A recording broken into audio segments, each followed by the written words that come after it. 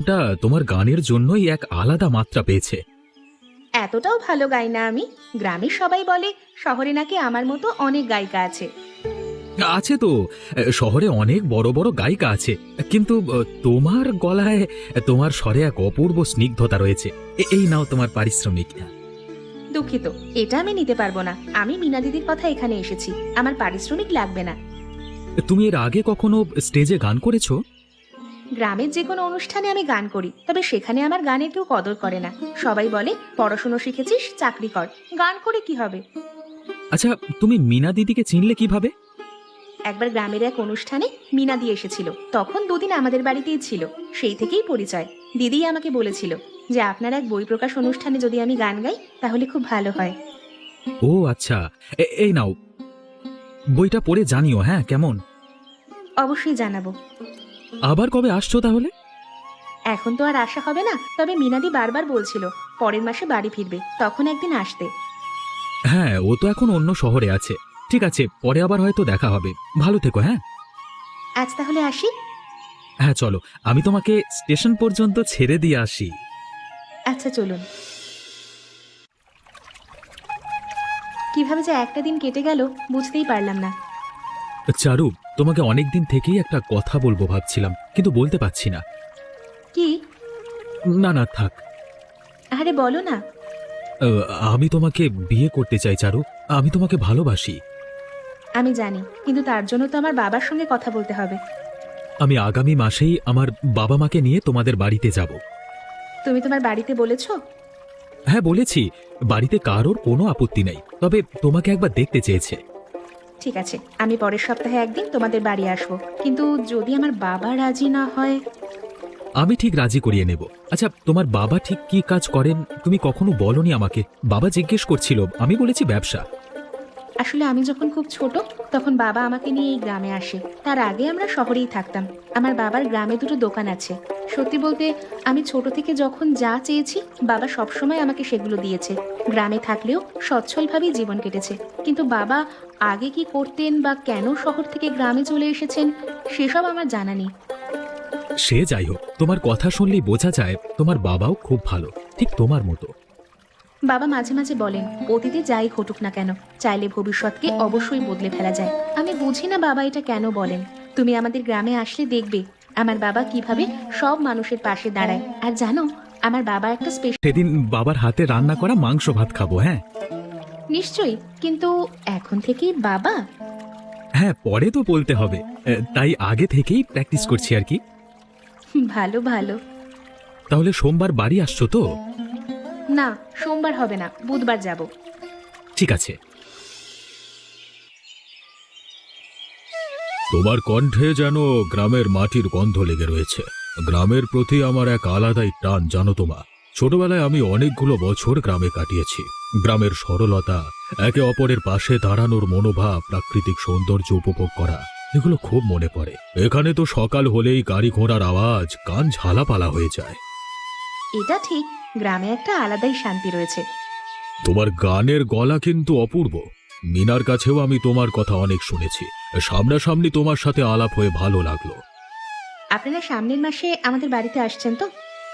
হ্যাঁ হ্যাঁ, নিশ্চয়ই যাব। আচ্ছা, আমি একটু বেরোবো। হ্যাঁ, তুমি বসো, তোমার কাকিমা রান্না সেরে আসছে।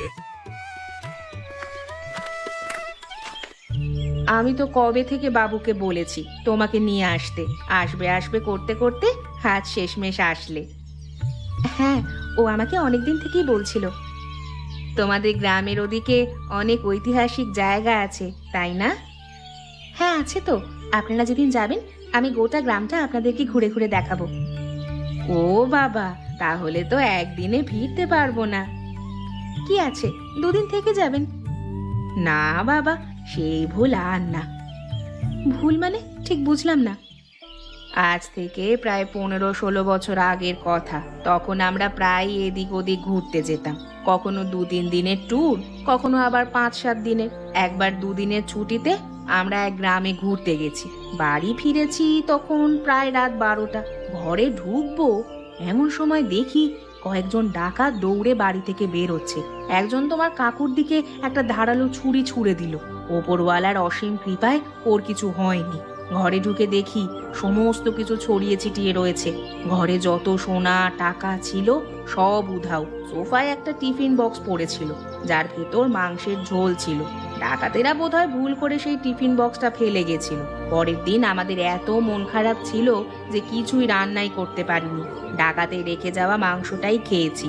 আমি তো এখনো ভাবি, ভাগ্যিস মৈনাক তখন হোস্টেলে ছিল, নয়তো যদি ডাকাতেরা ওর ওপর হামলা করতো তাহলে যে কি হতো। অনেক চেষ্টা করেও আমরা ওই ডাকাতগুলোকে খুঁজে বের করতে পারিনি। তবে সেই মাংসের স্বাদ এখনো মনে রয়েছে। তারপর থেকে আর বাড়ি ফাঁকা রেখে কোথাও যাই না। ইস, কি অবস্থা! সত্যি চুরি ডাকাতির ভয়ে বাড়ি ফাঁকা রেখে কোথাও যাওয়াও যায় না। তবে এদিক থেকে আমাদের গ্রাম খুব ভালো। আজ পর্যন্ত আমাদের গ্রামে কখনো ডাকাতি হয়নি। চলো চলো, এবার খেয়ে নেবে চলো। তারপর কিন্তু আমি তোমার গান শুনবো। তখন রান্না করতে করতে তোমার গান শুনছিলাম। কি মিষ্টি গলা তোমার!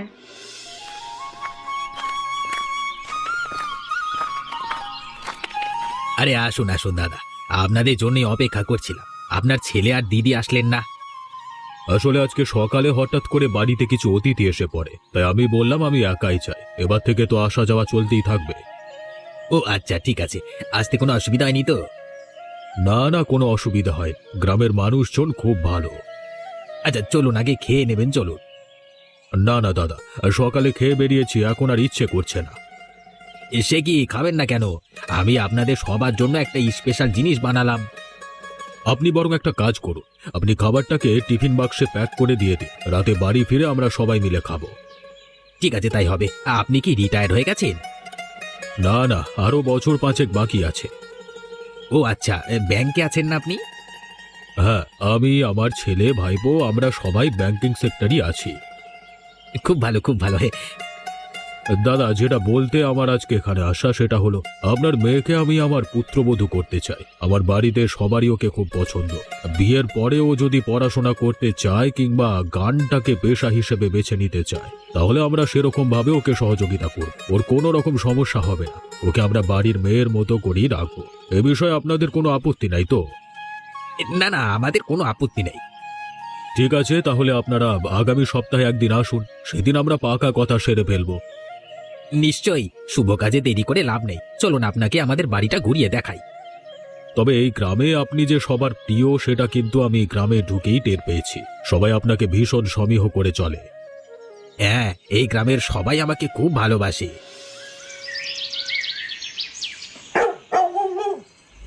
তুমি আবার খাবার আনতে গেলে কেন? উনি এত কষ্ট করে রান্না করছেন, না আনলে ওনার খারাপ লাগতো, কিন্তু স্বাদটা কেমন চেনা চেনা লাগছে। মাধবী, তোমার মনে আছে প্রায় 15-16 বছর আগে সেই রাতে?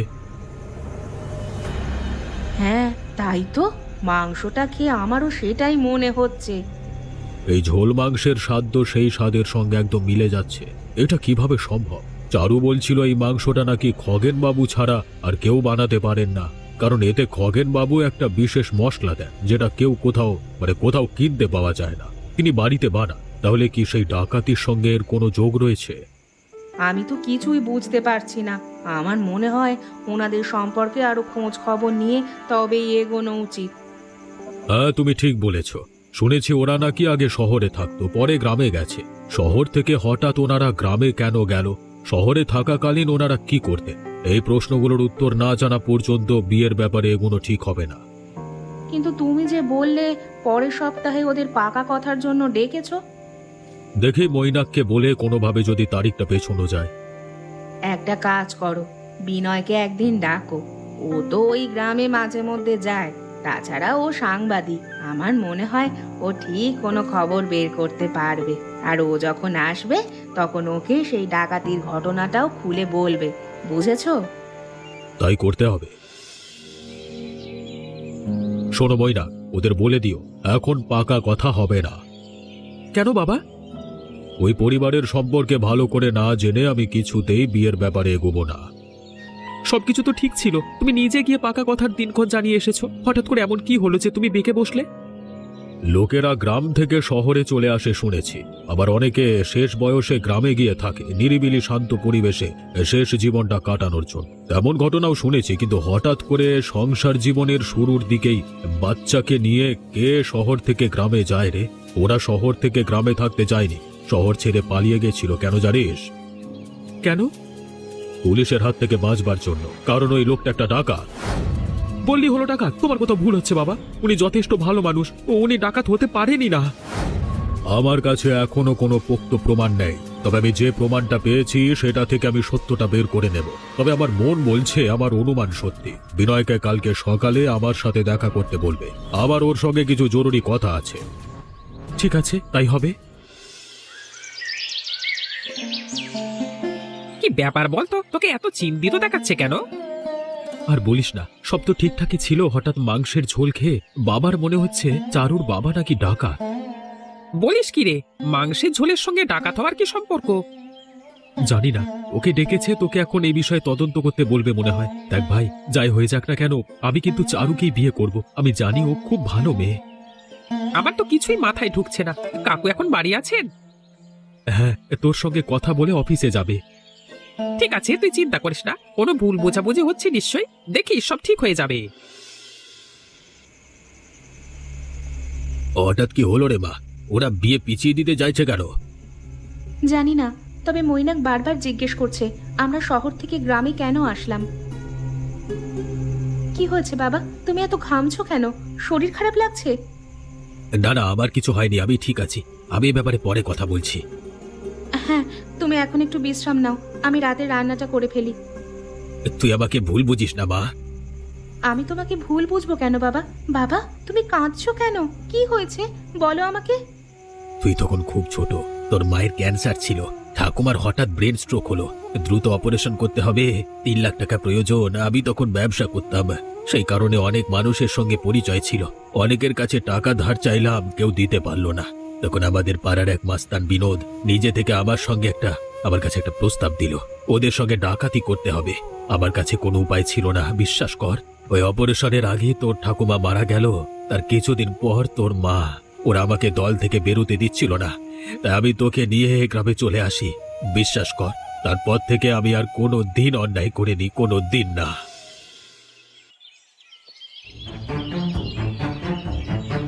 কাকু, আপনার সন্দেহটা ঠিক ছিল। আপনার কথা মতো আমি গ্রামে খোঁজ নিয়ে জেনেছি, শহর থেকে খগেন মল্লিক যখন প্রথমবার গ্রামে গেছিলেন তখন উনি শহরের কথা শুনলে ঘাবড়ে যেতেন। এমনকি ওনার নামটাও নাকি আসল না, শহরে ওনার আলাদা নাম ছিল। এমনকি ওই গলাটাও না অন্যরকম করে কথা বলে। আপাতত এটুকুই জানতে পেরেছি। তবে গ্রামে উনি ভালো মানুষ হিসেবেই পরিচিত। মেয়েকে ছোট থেকে একা হাতে মানুষ করেছেন, গ্রামের মানুষের যে কোনো বিপদে পাশে থেকেছেন। ঠিক আছে বিনয়, আমি এখন অফিস যাব। তুমি আমার অনেক উপকার করলে বাবা, ধন্যবাদ।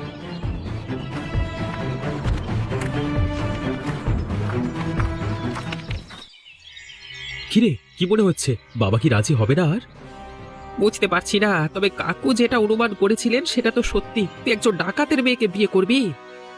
দেখ, আমি চারুকে বিয়ে করছি। তাছাড়া ওর বাবা আগে কোনো কারণে ভুল পথে চলে গেছিলেন, পরে নিজের ভুলটাকে শুধরে নিয়েছেন। ওর অতীতের ভুলের শাস্তি ওনার মেয়ে কেন পাবে? এই পুরো ঘটনায় তো চারুর কোনো দোষ নেই। একবার কাকু কাকিমার সঙ্গে এই ব্যাপারে আলোচনা করে দেখ, নিশ্চয়ই একটা সমাধান বেরোবে। হ্যাঁ, দেখি কি হয়, একটা না একটা সমাধান তো বের করতেই হবে। আপনি এ সময় এখানে, কি ব্যাপার? দেখুন, আমি জানি অন্যায় করেছি, অন্যায় অপরাধ বেশি দিন চাপা থাকে না, কিন্তু এতে আমার চারু মায়ের কোনো দোষ নেই। আপনি আমার দোষের শাস্তি দয়া করে আমার মেয়েকে দেবেন না। দেখুন, আমার ছেলের সঙ্গে আমি কার বিয়ে দেব সেটা আমার ব্যাপার, এক্ষেত্রে আমি নিরুপায়। আপনি এখন আসুন, বেশি দেরি হলে ট্রেন পাবেন না। আমি চলে যাচ্ছি, কিন্তু একবার আপনি মা মরা মেয়েটার কথা ভেবে দেখুন। সারা গ্রামে সবাই জেনে গেছে ওর বিয়ে ঠিক, এখন যদি বিয়ে ভেঙে যায়। আমি নিরুপায় খগেন বাবু। চারু খুব ভালো মেয়ে, কিন্তু আমি একজন ডাকাতের মেয়েকে আমার পুত্রবধূ করতে পারবো না।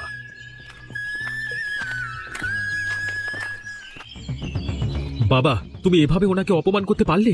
মানছি উনি একটা ভুল করেছেন, তার জন্য উনি অনুতপ্ত। আর তুমিই তো বলো যে মানুষ ভুল শুধরে নেয়, সে ভালো মানুষ। তাহলে কি এতদিন তুমি এই কথাটা এমনি বলতে? তুমি ছোট আছো, আমার কথার মানে বুঝবে না। আমি যা বলছি তোমার ভালোর জন্য বলছি। সবসময় কিন্তু ছোটরা ভুল করে না বাবা, কখনো কখনো বড়দেরও ভুল হয়। আমি চারুকে বিয়ে করব, তার জন্য যদি আমাকে বাড়ি ছেড়ে চলে যেতে হয় তাহলে তাই হবে। মৈনাক, তুমি এত বড় কথাটা বলতে পারলে? হ্যাঁ বাবা, পারলাম। তুমি যদি আমার খুশি চাও তাহলে এভাবে আমাকে একা করে দিও না বাবা। কি করব পিসো, ছুটিই পাচ্ছিলাম না। সবাই আমাকে ভুল বুঝছে মিনা। তুই বল, আমি কি বিয়েতে মত না দিয়ে ভুল করছি? উনি একজন ডাকাত, এর পরে আর কোনো সত্যি থাকতে পারে বলতো? পিসো, উনি কিন্তু গ্রামে যাওয়ার পর থেকে আজ পর্যন্ত সৎভাবে পরিশ্রম করে আয় করেছেন। উনি চাইলে তো ডাকাতি করেই সারা জীবন কাটাতে পারতেন, কিন্তু উনি নিজের মেয়ের কথা ভেবে নিজেকে শুধরে নিয়েছেন। তাছাড়া উনি ওনার মায়ের অপারেশনের জন্য নিরুপায় হয়ে ডাকাতি করেছিলেন। সেই সময় ওনার স্ত্রীও ক্যান্সারের লাস্ট স্টেজে ছিল। এসব জানার পর আমার মনে হয় না চারু সম্পর্কে তোমার কোনো অভিযোগ থাকা উচিত। এত কিছু তো আমি জানতাম না রে, এত কিছু আমি জানতাম না। চারু খুব ভালো মেয়ে পিসো, তুমি এই বিয়েতে রাজি হয়ে যাও। ঠিক আছে। তার মানে তুমি রাজি? হ্যাঁ রাজি। এবার তাড়াতাড়ি মৈনাককে খবরটা দিয়ে আয়। কাল থেকে না খেয়ে রয়েছে। তোরা ছাড়া আমার তো আর কেউ নেই। তোদের এভাবে কষ্ট পেতে দেখলে আমার কি ভালো লাগে বল। তাহলে এবার খগেন জেঠুর কথা ভাবো। ওনার কাছেও তো ওনার মেয়েই সব। চারু ছাড়া তো ওনার আর কোনো অবলম্বন নেই। তুই ঠিক বলেছিস, তোর পিসিও আমাকে সেটাই বলছিল।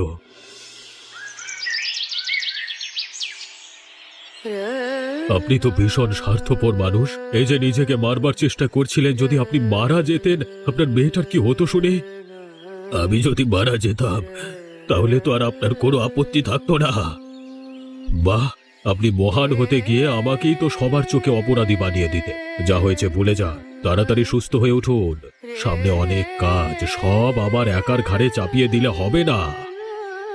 মানে মানে সামনের মাসে আপনার মেয়ের সঙ্গে আবার ছেলের বিয়ে। আপনি আপনি সত্যি বলছেন দাদা? হ্যাঁ হ্যাঁ, একদম সত্যি। আমি জানি আপনার পক্ষে আমাকে ক্ষমা করা সম্ভব না। আমি আপনার বাড়ি থেকে অনেক টাকা সোনা চুরি করেছিলাম। আমি সব ধীরে ধীরে শোধ করে দেব, বিশ্বাস করুন। আমি যা করেছি আমার পরিবারের জন্য, যা করেছি। আপনার মেয়ে এখন থেকে আমারও মেয়ে, তাই এসব কথা আর বলবেন না। আপনি আমার সংসারটাকে পূর্ণ করলে আপনার কাছে চিরকৃতজ্ঞ থাকবো আমি। আপনিও এতদিন অনেক কষ্ট করেছেন। এবার আমরা সবাই একসাথে ভালো থাকবো। তাছাড়া আপনাকে ক্ষমা করবার আমি কে? আমরা সবাই মানুষ। আজকে থেকে একটা নতুন শুরু হোক। আমি কালই বিয়ের কার্ড ছাপাতে যাব। তাড়াতাড়ি সুস্থ হয়ে বাড়ি ফিরে